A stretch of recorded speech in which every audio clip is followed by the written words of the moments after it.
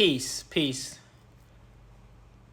I want to enlighten you about your connection to the stars. Now, I don't know how many times you look up into the sky at night, stargazing. I do it quite often, you know.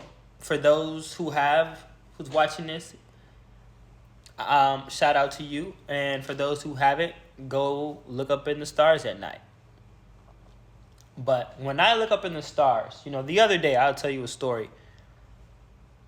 The other day, I was looking up in the stars, in the sky, at night, and I was noticing all of these geometries. I was noticing triangles in the sky. Like, oh, that star, and that star. If I was to connect the dots, they look like a triangle. And I noticed all these different, constellations. And I was thinking to myself, like, so what are those stars? They're galaxies, suns, and other celestial bodies. And I was thinking to myself, I wonder what it's like. Like, what does the Earth in our galaxy look like from that planet, star, or galaxy? And what geometries can you see in the sky from there? Right? And then I started thinking, like, man, I wonder if there's some type of like connection between the life forms in the galaxy and the sun in the galaxy. And if you know a little bit of astronomy and a little bit of astrophysics, you can bet that's a fact. Like, our sun in our galaxy says a lot about the visible light that you will see in this galaxy. It says a lot about a lot of things. How the sun is related to so many things on the planet. You got to really consider, like, the sun is like the government in this galaxy. And so if every life form is governed by the sun and its galaxy, then this is all like some type of cosmic orientation. Like, it's all geometrically aligned. This whole universe is geometrically aligned. If you could connect the dots to each galaxy, they're creating these constellations and these patterns. And when you look in the sky and you really realize this, you can see, like, almost like the dome, if you will, but like you can just see the sky and you're just like, damn, this whole sky is a part of me. I'm a part of this whole universe, and I'm aligned from this earth, from my body, to all these other celestial happenings. And when you consider this, you start to see, like, it's like all a symphony. It's like it's definitely not by chance. Like, the geometries are not by chance. If you study geometry and fractal mathematics, this is not by any chance. I mean, like, I know to some that may be foreign to hear fractal mathematics and fractal geometry. That's like equivalent to just saying the study of the patterns of the universe in a equation.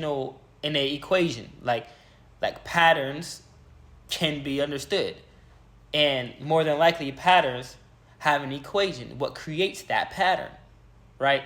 And when you see the little patterns in nature, it's an equation. And that's what scientists try to figure out. But I'm not getting too far into that. So I'm here to expand the perception of the self, because we are a part of this whole symphony as what we call today in the modern time a human being, or a netaru or a netarat, whatever we want to call it.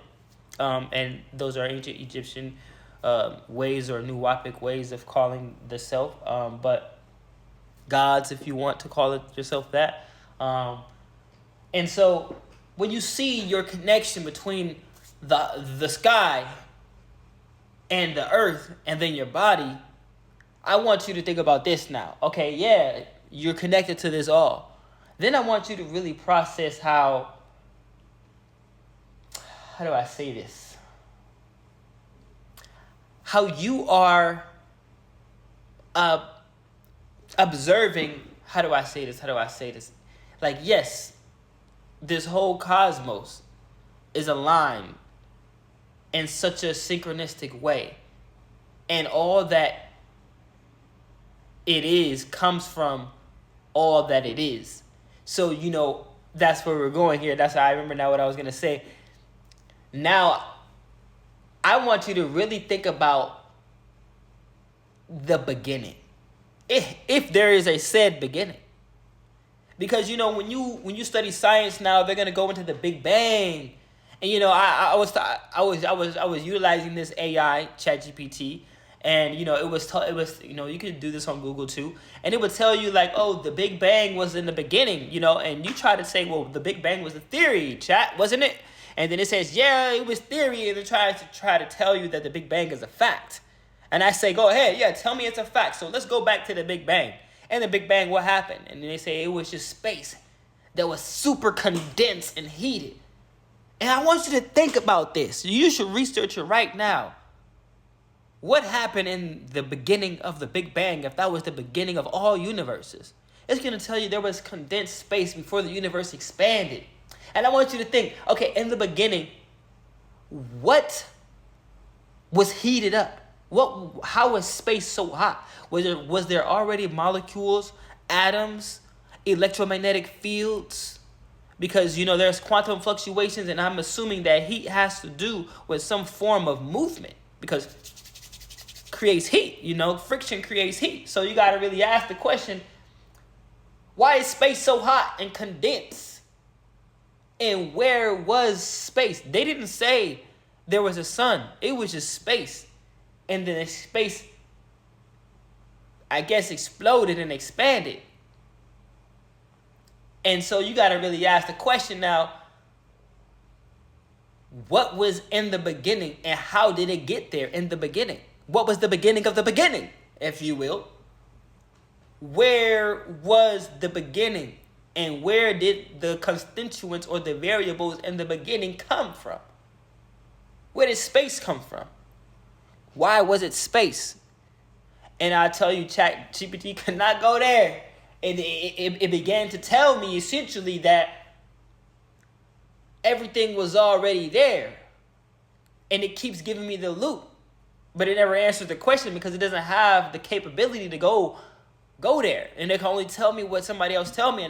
And just to continue, when you consider from the quote, quote, beginning of this explosion of a Big Bang that created all these, like where all the matter and all the elements and matter starts to expand out.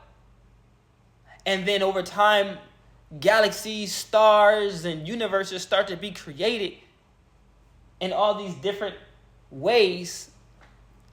I want you to now realize that none of those things have never disappeared. Those pieces of matter in the beginning of time is right here in our own bodies. They just been changing form. They have exploded. They went to another galaxy. Planets were created. That planet then went to another sun's galaxy. That sun exploded after billions of years, pushed that planet, blow that planet up, went to and that planet traveled throughout another galaxy in pieces, completely in pieces. And then it went to another galaxy, and then it formed itself into another planet, and then then it turned into a different planet, and then it went to that galaxy, and it exploded, and then it got blown into pieces, and it's just recycled matter. So when you look at the sun, when you look at the trees, you look at yourself, when you look at all the pieces of matter in nature, you got to really consider now, this stuff is really ancient, just like the variables of your body, just like the very molecules and atoms of your body. It's just been recycled and reused. You're an ancient being. The very body that you possess right now comes from the beginning of time.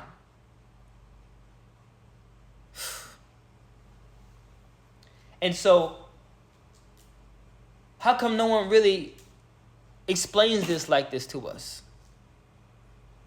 We're such a big part of this whole symphony of existence.